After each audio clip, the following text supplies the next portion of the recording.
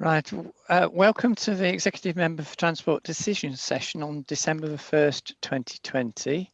I'm Councillor Andy de Gorn. Item 1 is declarations of interest. I don't have any prejudicial interests, but I'd like to put on record in respect to item 5, which is the Farrar Street item, that is in Fishergate ward, which is my ward, and I've had email exchanges with the lead petitioners giving them advice on the process for residents parking and conversations. Item 2 is minutes of a meeting on November the 3rd. I'm happy to approve these as a correct record. And in relation to the Green Dykes Lane item, which was a ward-funded crossing, would particularly like to thank officers for the impressive implementation within a matter of weeks of a decision being made. So that is in place as we speak. Item 3, I don't have any public speakers, I believe. Nobody's registered to speak. I have one written representation which I'll raise when I get to that item in relation to the TSAR scheme. So on the item, so I'll move on to item 5, which is the traffic signal refurbishment, Clifton Moor and Hurricane Way, which is page 7 to 38. And this has been subject to significant discussion as reflected in the report, including some comments from myself in response to views of local residents. I will move to go to the officers now to give me an update or to briefly outline the options and the issues that we've got before us today. Thank you, Councillor. I'm accompanied with James Williams here as well, so hopefully you can answer any questions you might have on this item. But Yes. Fundamentally, this is another TSAR scheme. I believe it's the 36th TSAR scheme that we're hoping to deliver, which has the same fundamental purpose of replacing life-expired traffic signals, such that we can continue to operate them and maintain them effectively. This one is at the junction of Clifton, Moorgate and Hurricane Way, and you're being presented with two options today. The first is basically a like-for-like replacement with no changes to the fundamental operation of the junction. However, we'll be replacing all equipment with new, which will have some minor benefits for pedestrians and capacity just to the newer technology and the ability to link it back to the control centre at West Offices. The second option was born from a consultation event that occurred as part of the Outer Ring Road works, where users engaged with that team and expressed an interest to introduce a right turn out of the side road, out of Hurricane Way, onto Clifton Moorgate. And we believe that's something that the residents very much support as well. Of the two options, we're recommending the first, option 1.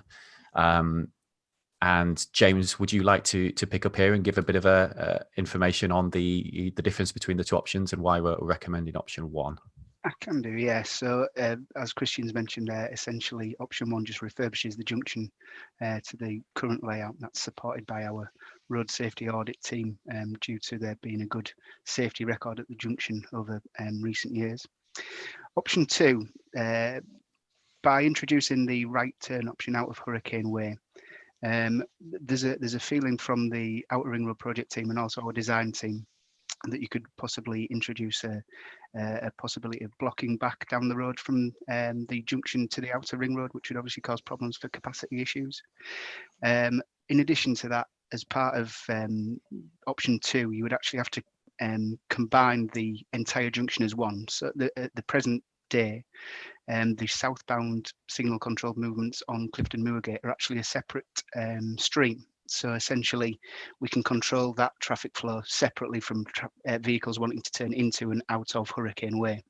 So in order to do that, we actually have to pull back the stop line to about 50 metres further back from where it currently is, which causes other issues for queuing back to the Outer Ring Road.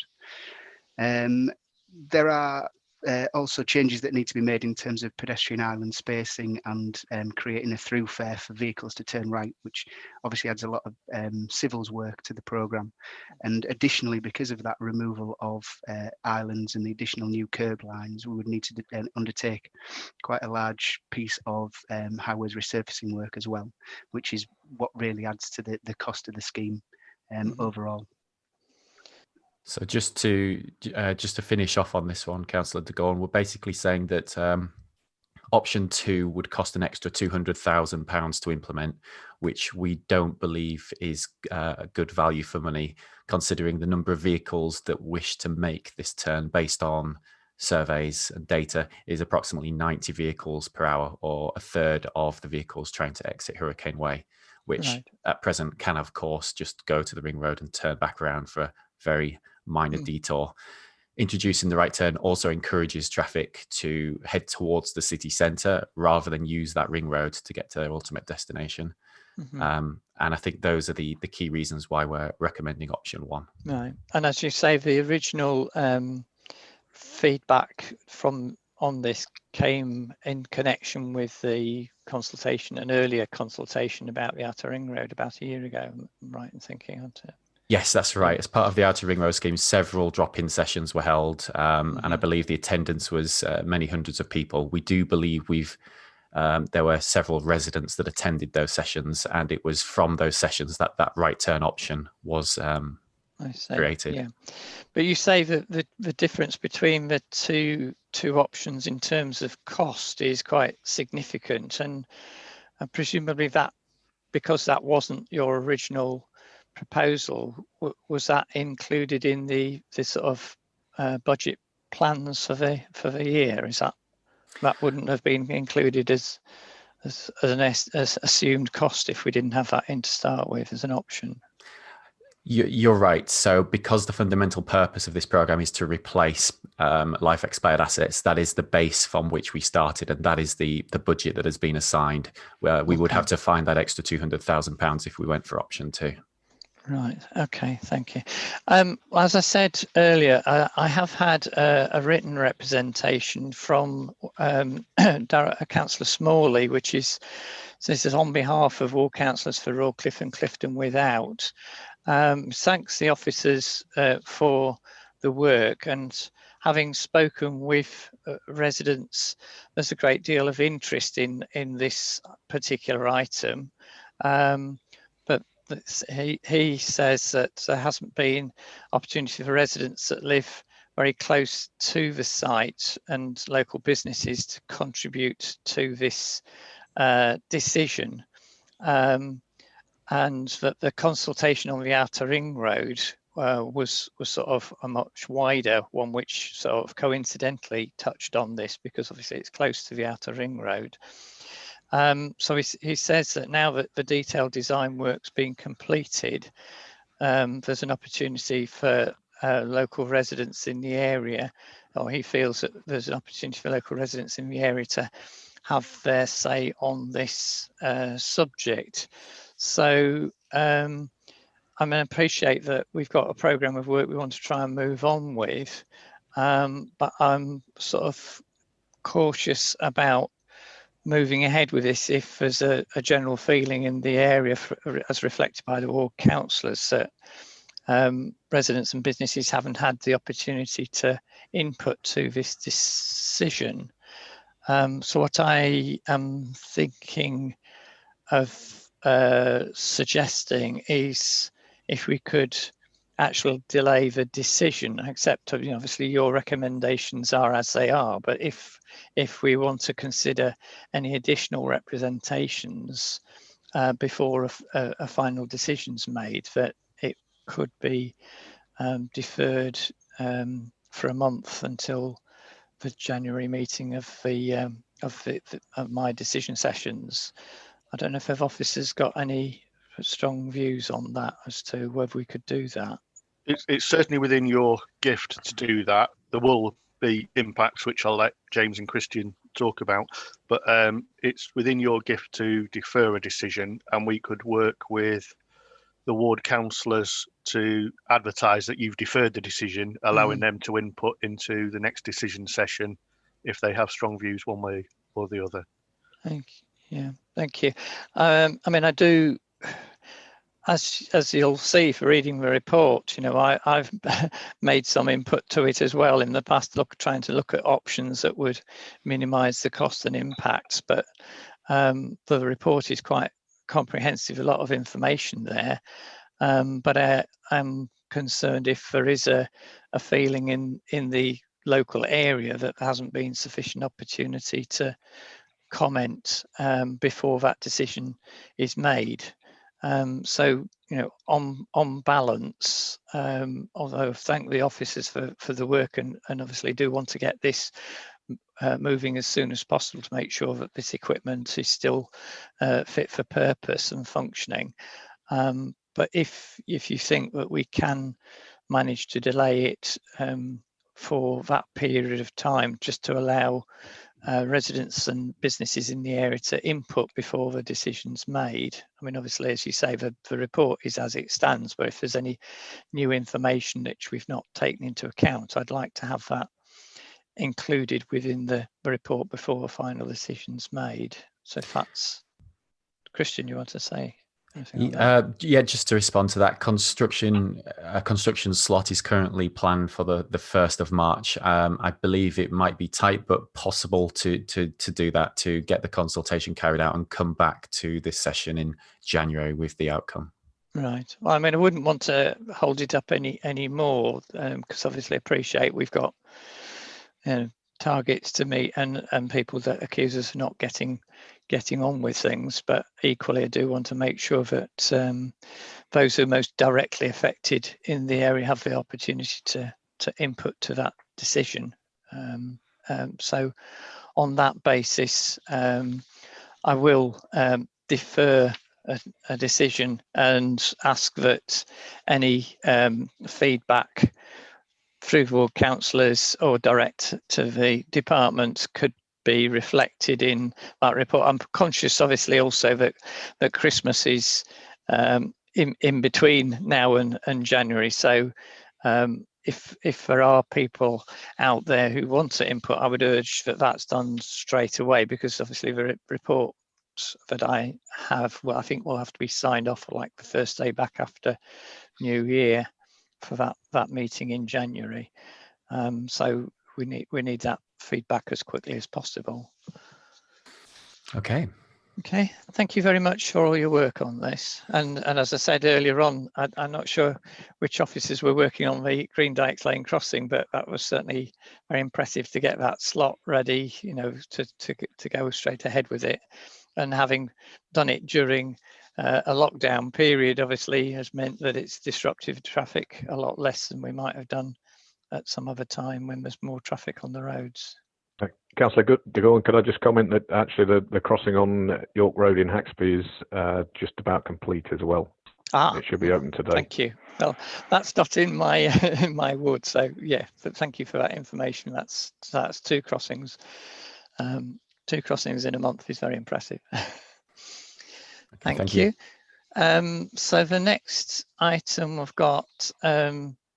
Apologies if I got my numbering slightly wrong. We're moving on to item 5, which is Farrar Street, the Res Park petition. This is the outcome of the most recent residents' survey.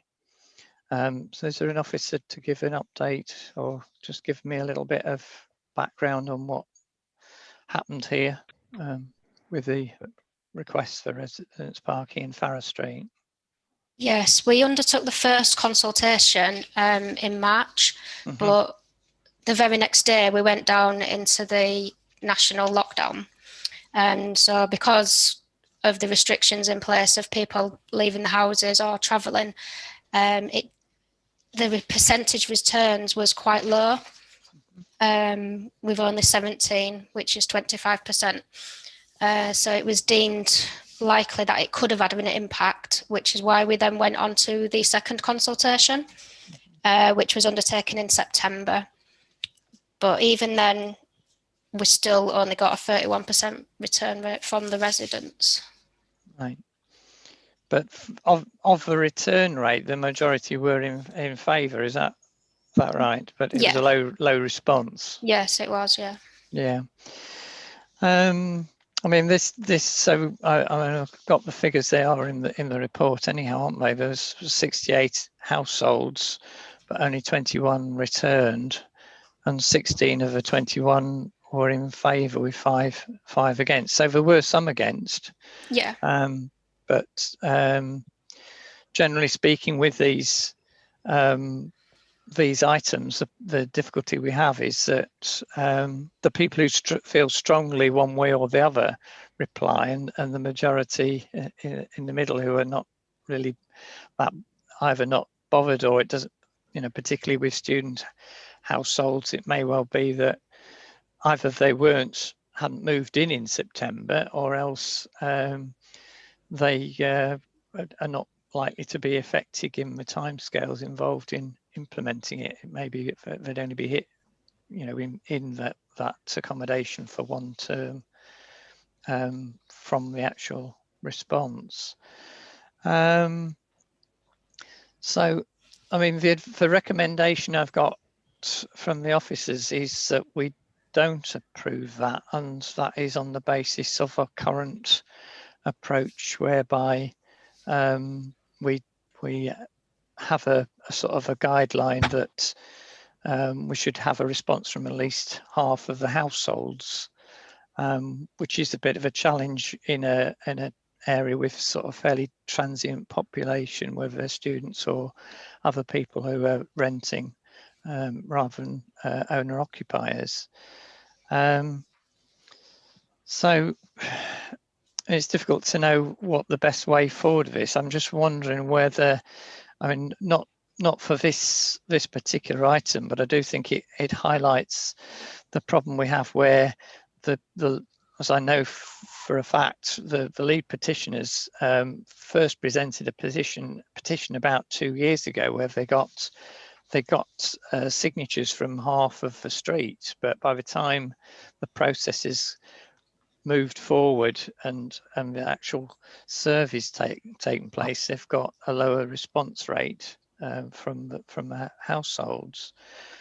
So I'm sort of torn with this one. Obviously, I'd very much like to support the residents who want to be able to park outside their own house and address the problem about people who are basically using it for free parking when they don't live in the area.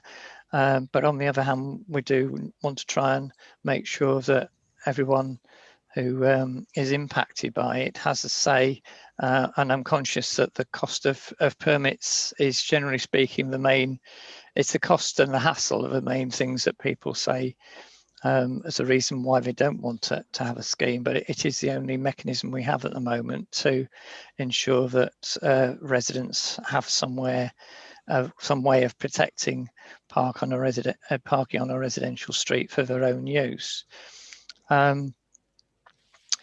So I'm sort of wondering in terms of encouraging more use of the park and ride and city centre car parks, whether we should be considering as a council either moving straight to the advertising or having a different policy in relation to areas that have been identified within our Article 4 process. We do have a system within York that areas with a high HMO proportion do have to go through a planning application process if they're going to be converted from a family house to HMO. And so it may be that we can look at some different criteria that we apply to areas with a high student population in terms of the numbers that are needed to get a residence parking area, or it may be that we would look to a wider rollout of residence parking, as a policy change for the council. But under the current policy process, unfortunately, I can't approve this going forward for residents parking. I'm very sorry for the residents who've put the effort in trying to get support. I have got on the list, actually, as it happens, I'm sort of directly aware of this because some of the residents are in the street that I live are in the same position, you know, that they're wanting to have a residence parking scheme. So I have been encouraging them to respond to that, and it will be another executive member who makes that decision when that comes forward. But it is an issue which is a challenge for us to try and accommodate the needs of residents and focus our parking in formal car parks, or encourage people to use the park and ride rather than parking outside people's houses and causing difficulties when they come back from taking the children to school, finding there's nowhere to park. So on that basis, I will approve the officer's recommendation to take no further action on this particular item, but I would ask that if there's any sort of policy change, that we can actually have a look at the experience from Farrar Street. And I'm conscious there's some other streets off Heslington Road in my ward have also asked for years, have been asking about residents parking, but we perhaps need to look at whether it's appropriate to apply different criteria in a residential street with a high population of students. So is that okay? So I'll basically approve the officer's recommendation to take no further action at this time in Farrar Street, but obviously the residents there can talk to me as their ward councillor, and we'll try and see what we can do going forward in the future. So that takes me to agenda item 6, urgent business. I don't have any urgent business unless anybody else has. No. Okay, on that case, I will call this meeting to a close and wish you all a happy festive season. Have a safe and happy time, and try and keep safe from the pandemic, and keep the spread of the virus to a minimum. So thank you, everybody.